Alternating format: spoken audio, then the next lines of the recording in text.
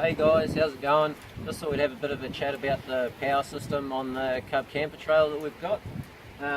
So the main lifeblood of the system is this REDARC BMS, the battery management system, which is a 30 amp charger.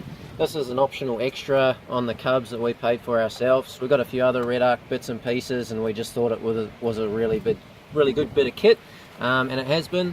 So that does all your 240 volt charging, your solar charging, and your DC charging from your car when you're driving.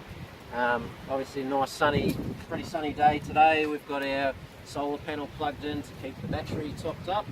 On that we've got just a single 100 amp hour deep cycle battery, AGM battery, which suited our needs perfectly previously when we just had the fridge in. It was running as a fridge.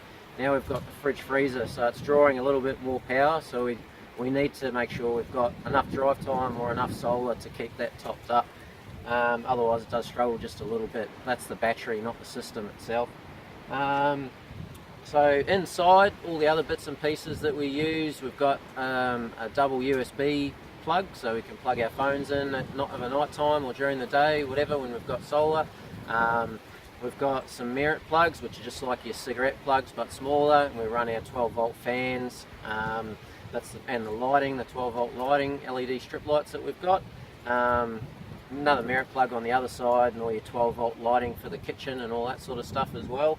All our fuses and bits and pieces there. 240 inlet on the side of the trailer, and that's pretty much it. It's just a really good compact system. You can see everything there, nice and easy to use and scroll through, and works really well for us. That's about it. Cheers.